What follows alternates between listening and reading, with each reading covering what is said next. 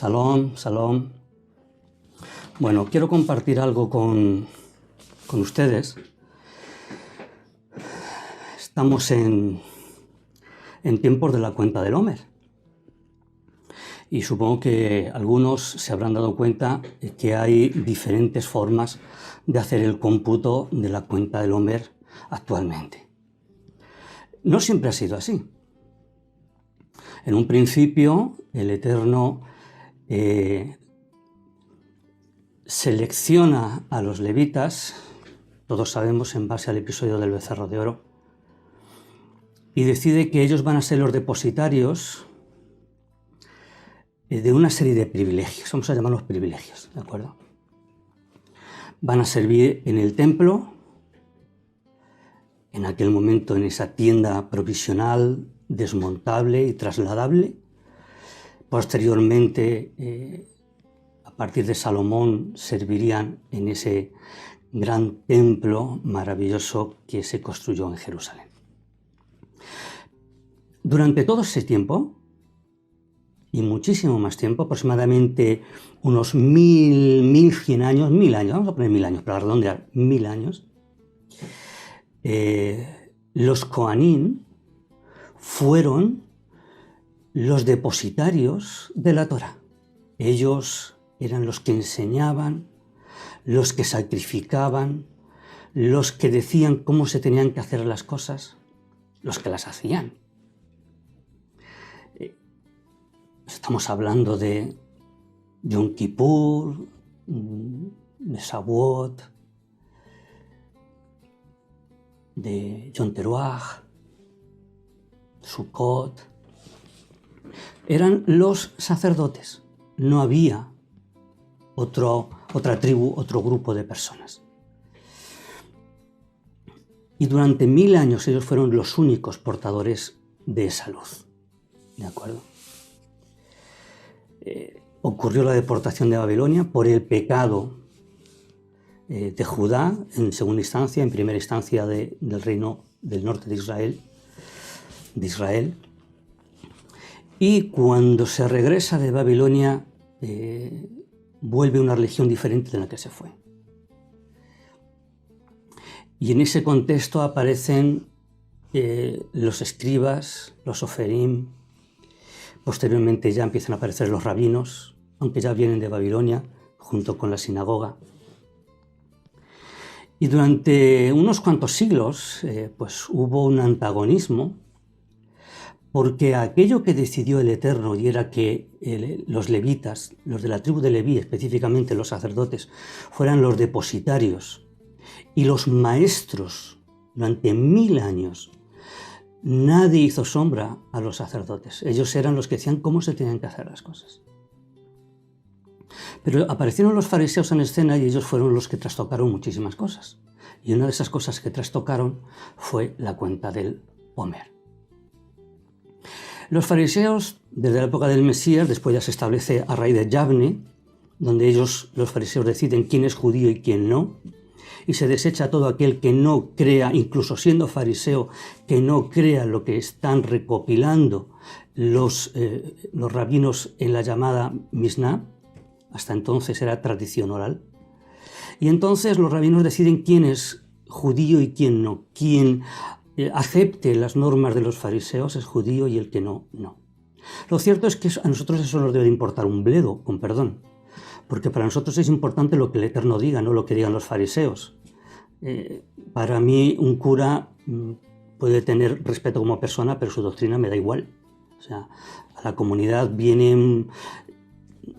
han aparecido pastores protestantes y para mí eran como cualquier persona que apareciese. Su formación teológica a mí no me dice nada. La formación teológica de un católico no me dice nada y la formación teológica de un fariseo no me dice nada. Porque no está basada en la Torá, sino en el Talmud. Y el Mesías nos dijo, guardaos de la levadura de los fariseos, es decir, de la ponzoña, de todo aquello que corrompe la palabra del Eterno. Entonces, para mí no es una opción lo que digan los fariseos. Puede haber cosas interesantes, pero si van en contra de la Torá, ya no es válido. Y aquí tenemos la cuenta del Homer. El judaísmo fariseo dice que a partir del 16 de Nisan, hoy Nisan, anteriormente Abib, hasta el 6 de Sivan es la cuenta del Omer, y ellos han establecido el 6 de Sivan. ¿Dónde aparece el 6 de Sivan en la Torá? En ningún sitio. Es más, si apareciese el 6 de Sivan en la Torá, ¿para qué contar entonces cada día? No tendría razón de ser. De hecho, el Eterno nos dice cuándo es todo lo que rodea Pesaj, cuándo se coge al cabrito o al cordero, cuándo se le sacrifica, cuándo se come. Nos dice cuándo es Yom Teruah, Yom Kippur. Nos dice cuándo es Sukkot, nos da la fecha, pero no nos la da de Shavuot. No dice 6 de Sivan. Eso es algo fariseo. Pero, ¿por qué no es válida la forma de hacer el cómputo del tiempo fariseo? Porque contraviene la Torá. ¿Vale? Vamos a leer lo que dice Levítico 23, 15 y 16. Desde el día siguiente al Sabbat, y ellos dirán, es el 16, es el 16. Bueno, para. Desde el día siguiente al Sabbat, desde el día en que habéis hecho llevar la gavilla de la ofrenda mecida, contaréis 7 semanas completas. Hasta el día siguiente del séptimo Sabbat contaréis 50 días. Entonces haréis acercar el nuevo grano a Adonai. Bien. Aquí han traducido en el 15, como en otras versiones, contaréis 7 semanas completas. Bueno, la palabra semanas es Shavuot. En este texto, aquí, en Levítico 23:15, no aparece la palabra Shavuot en el texto en hebreo. Aparece la palabra Sabatot, que significa sábados. Sabat es el plural de Sabat, Sabatot. No aparece semanas. Sí es cierto que posteriormente, por ejemplo en Deuteronomio 16:9, sí aparece semanas. Tienen que ser semanas completas. Claro, semanas completas, ¿qué significa? O setenas completas, no semanas, setenas completas. Roma tenía la octava romana, 8 días, y el pueblo de Israel teníamos la setena, 7 días. Por eso el primer día de la semana no tiene por qué coincidir con el domingo, cuando resucitó el Mesías. ¿Por qué? Porque lo mismo esa semana, el primer día, era el cuarto de la octava. No sé si me explico, pero bueno, esa es otra historia, ¿vale? El caso es que el texto en cuestión de Levítico 23:15 dice que tienen que ser 7 sabatot, setenas completas. ¿Cómo es una setena completa? Pues no es de segundo día a segundo día. Una setena completa es primer día, segundo día, tercer día, cuarto día, hasta el Sabbat. Eso es lo que dice el texto. Pero no es lo importante lo que dice el verso 15, que la gente hace énfasis en el verso 15. Lo importante y lo que define realmente lo que es correcto y lo que es incorrecto es el versículo 16, que dice, hasta el día siguiente al séptimo Sabbat contaréis 50 días. Es decir, el día 50 tiene que caer el primer día después del séptimo Sabbat. Es decir, en nuestro calendario moderno, el primer día después del séptimo Sabbat es domingo.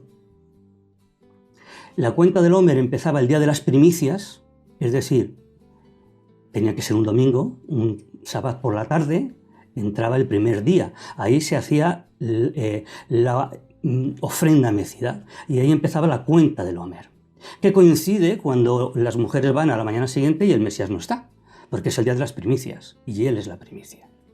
¿Vale? Entonces tenemos que contar 7 semanas completas, 7 sabatot completos, 7 setenas completas y hasta el día siguiente al séptimo Sabbat. Por tanto, tienen que ser sabbats naturales, porque si contamos el primer día de Pesaj, de los panes ácimos, como Sabbat, como hace el fariseísmo, por tanto, ellos dicen el 15 es Sabbat, el día siguiente, el 16. Claro, pero también dice la Torá que el último día de la fiesta de los ácimos también es Sabbat. Entonces, ahí ya teníamos que contar, con lo que nunca llegaríamos al 6 de Sivan, si es que fuese el Sir de Sivan correcto.